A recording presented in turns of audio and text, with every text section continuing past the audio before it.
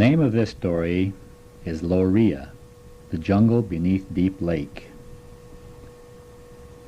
This story starts in the early 1940s in a small northeastern town in Washington State near the Canadian border. There's a little town there where Bill and Joe grew up. Now, Bill and Joe were not brothers. They were just good friends. They had both grown up in this little community. And they were very athletic. They loved sports. And they were very smart. In fact, by the time Bill was a senior in high school, he had invented 4 things that he had got patents on, and they were making money for him. He had a lot of money for a young man. And Joe started a business as a junior in high school. By the time he was a senior, he had 17 employees working for him. He too was very rich. But there's something about these young men. They were just regular kids. Nobody knew that they had a lot of money. They didn't know them. Their intelligence was far above and beyond the average young man for that day. In the graduating class, Bill was a valedictorian, Joe was a salutatorian. But in this athletic department, this is where most people really got to know them, especially those who were out of the community. Bill and Joe loved track. There was records set by these 2 young boys that haven't been beat and probably never will be beat. The 100-yard dash, the 440, the mile run. Today we see the 3-minute mile a lot in national competition and world competition, but you never hear about these 2 young men. Joe run the mile in 2 minutes and 46 seconds. And Bill was right behind him. Joe threw the javelin 500 feet. You never hear about these things because, well, nobody ever believed it. They think that there was something wrong in the records. Weightlifting, Bill lifted 1,200 pounds over his head. Like it looked like it was nothing. And Joe, when it come to high jumping, you thought he was pole vaulting. He jumped 17 feet, high jump. So you see, these are outstanding young men. And they loved doing things together. They loved going up in the woods. Lots of mountains around their area. They didn't especially like to hunt, but they loved to be up in the mountains. They liked to take their sleeping bags and a couple days' meals and just spend the time in the mountains together. There was another thing that they liked to do. They loved to swim. Now, there was a lake right close to their area where they lived called Deep Lake.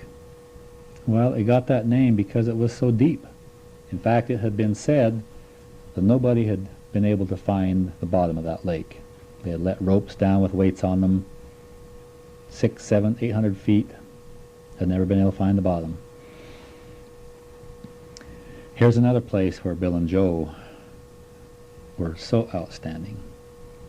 But there was no competition that they could participate in, so they just enjoyed this themselves. But they would get in the water, and you'd think they were a motorboat. They could swim 42 miles an hour. It was just unreal, the things that they could do. They would get at one end of the lake, go under the water, and they could swim underwater clear to the other end.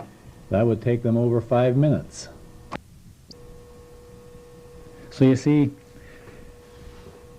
the thing that's going to happen in this story was natural to them to start with, but ended up being very unnatural. One day, it was, in mid-afternoon, somewhere around 3 o'clock. It was on a Saturday, and both of them had just graduated from high school. During this summer, they were really taking it quite easy. They knew that they had a lot of things ahead of them in their life. But they wanted this summer to be a fun summer together. The way things were looking, their future would separate them, and they may not see each other for many, many years. So they had gone down to the lake, and they were laying there on the beach. Bill says, "Hey, Joe, you see that? There's something out there in the middle of the lake." It was out there about a quarter of a mile. "Haven't seen that out there before. I wonder what it is." Joe says, "Well, I'm just finishing up this hamburger, but as soon as we get it done, let's go out and see." Bill said, I'll tell you what. I'll run out while you're finishing up your hamburger." "Well, be careful." So Bill jumped in the water and swam out. Joe watched him and he enjoyed watching Bill swim. It was just like he was like a fish out there. It was so smooth the way he glided through the water.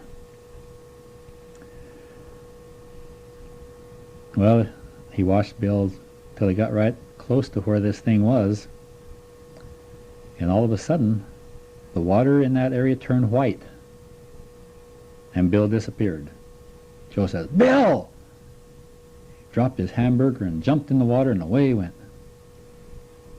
Now when he got out there, he could see nothing. There was nothing around. He couldn't figure out what to do.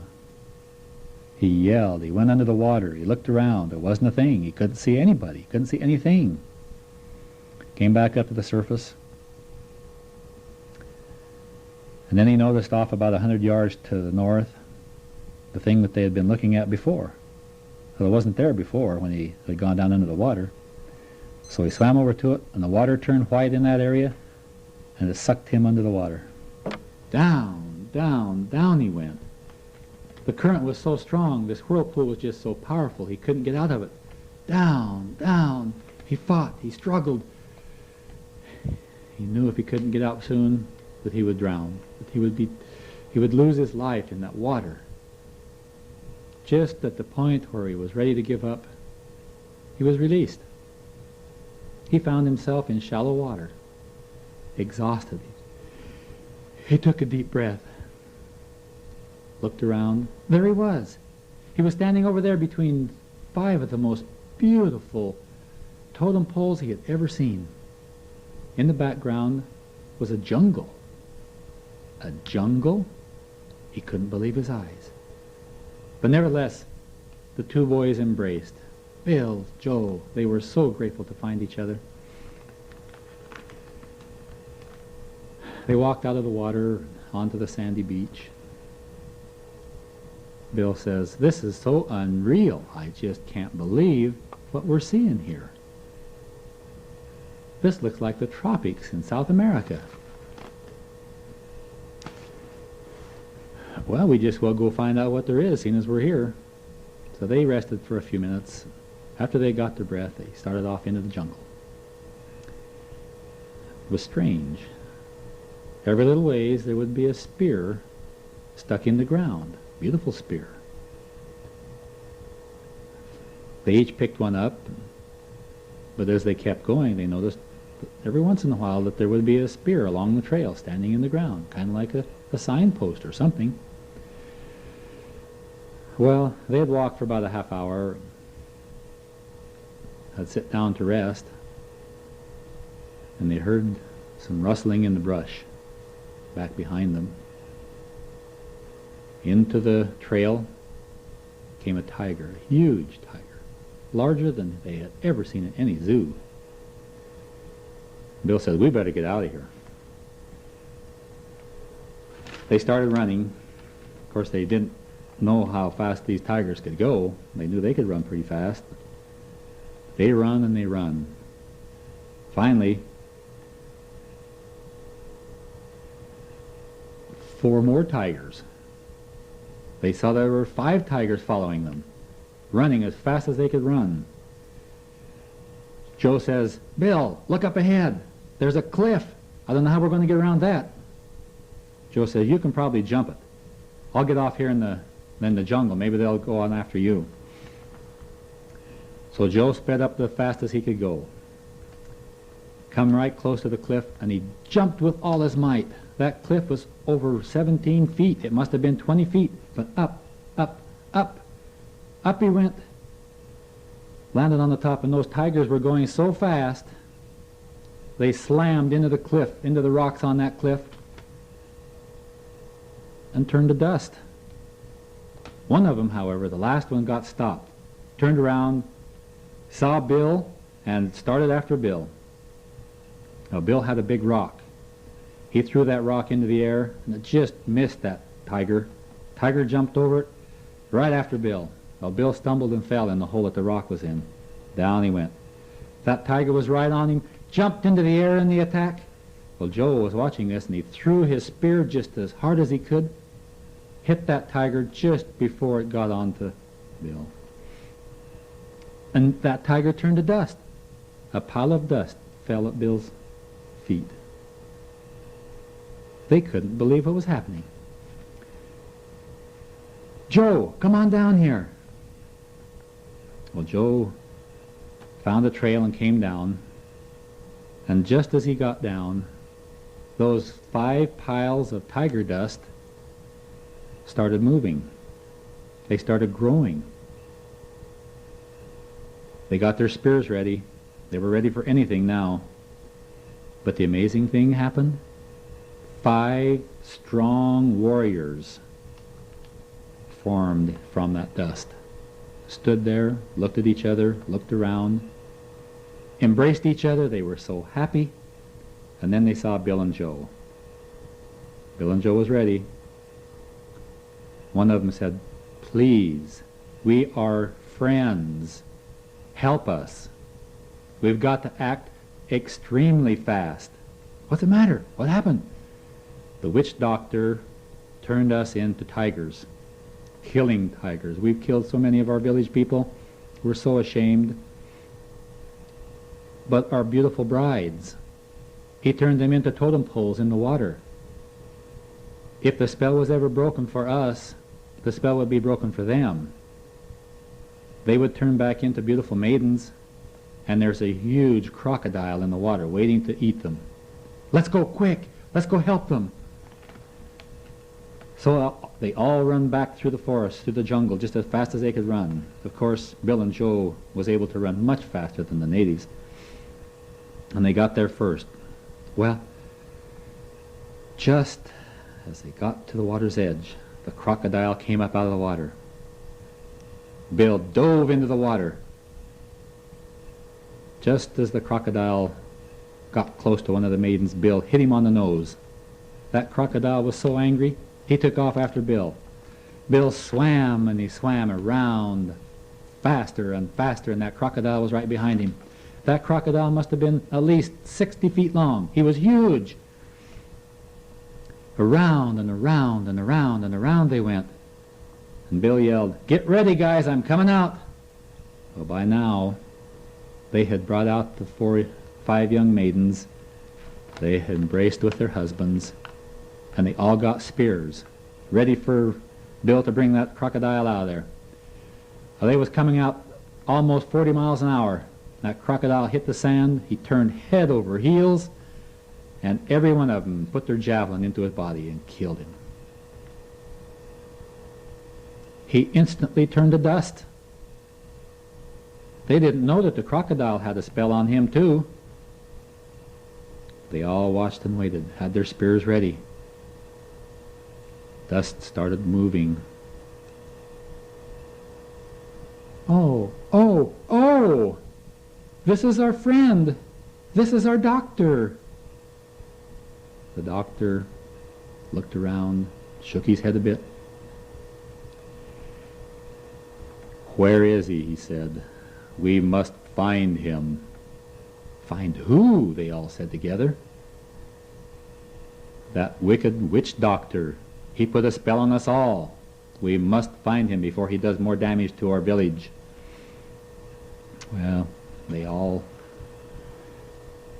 walked back through the jungle. Several different trails went off through the jungle, but the doctor knew which one to go on. They come to the village, and there was a sign. A sign out on the front says, "Lorea." "What does that mean?" Bill said. "That means the jungle of the deep." Then that's what it is. A jungle beneath Deep Lake. How did it get here? That's a story that we cannot tell. Right now we must find the wicked witch doctor before something else happens. They went into the village. The village cheered. "They're home! They're home!" Right up to the witch doctor's hut. Witch doctor came out and says, "Just what do you think you're going to do now?" And with that, he covered his eyes, says, "Mikabaila sakaranta hukopapunda." Bing! And he turned into a frog.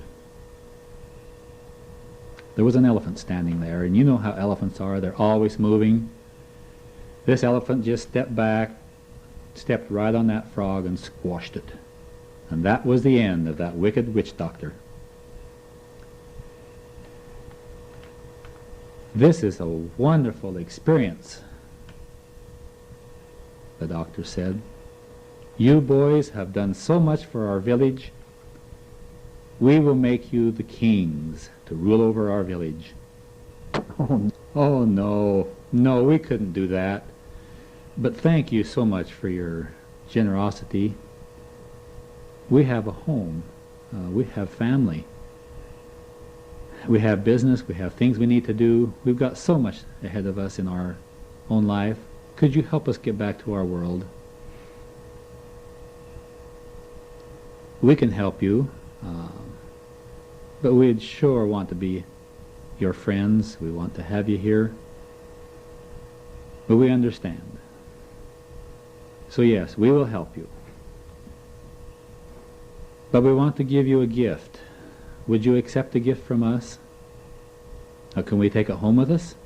Yes. Anything we give to you, you can take home. We know how to get you there with what we give you. Okay. Well, can we have a feast first? We'd love to have a feast and give you honor. But we're mighty hungry, so sure, let's have it. So they built the bonfires in the village, started cooking the roast pigs. People went out into the jungle and found fruits and vegetables. Oh, they had such a wonderful feast. It was so wonderful to eat and fill our stomachs again, because they were just so hungry. They hadn't eaten all day long. Or was it? You know, they never thought about it till now. It never did get dark. They knew that they had been going for at least 20 hours, and it hadn't gotten dark. Bill turned to the doctor and he says, "We just realized that it's not getting dark. Doesn't the sun go down here?" "Oh no, we have no sun. Our light comes from inside." The party finished. Joe says,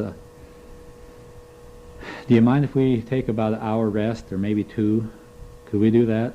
We're so tired." So the whole village went to sleep for several hours. When they woke up, Bill says, "Now I'm ready to go. Let's get going. This is going to be so fun to get back home." The doctor says, just a minute, just a minute.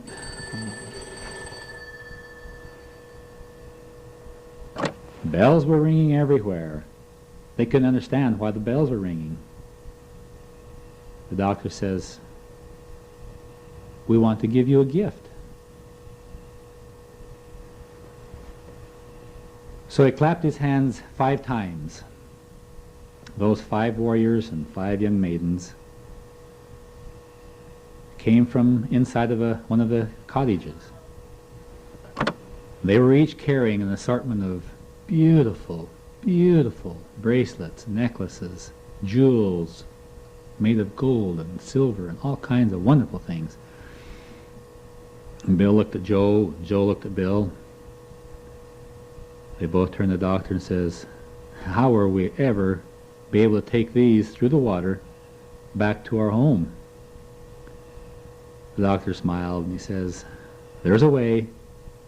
All you got to do is believe. Believe us that it will happen. Well, if you say so, they're sure beautiful. We really appreciate it. So they all went through the jungle to the water's edge. The doctor says, now what we need to do, we're going to put these into a large bag. We'll put the bag in the water. You jump in the water, swim out, and then what will happen will happen. You'll just have to believe. So the boys jumped in the water. They threw the bag in the water. They swam out. The water turned white. They were both sucked under the water. Down, down, down they went. Just at the point where they thought they were going to die, they found themselves on the beach at the edge of Deep Lake. They were so tired. They just laid there and panted and panted. They had fought so hard to save themselves in the water. Finally they got up, walked up onto the sand. There was a bag. There was that bag. They couldn't believe it. They opened the bag and sure enough, all those beautiful things were in there. Well, they carried the bag to their car and drove home. They called their parents together and says, we've got something special we want to show you. All the family came over that night.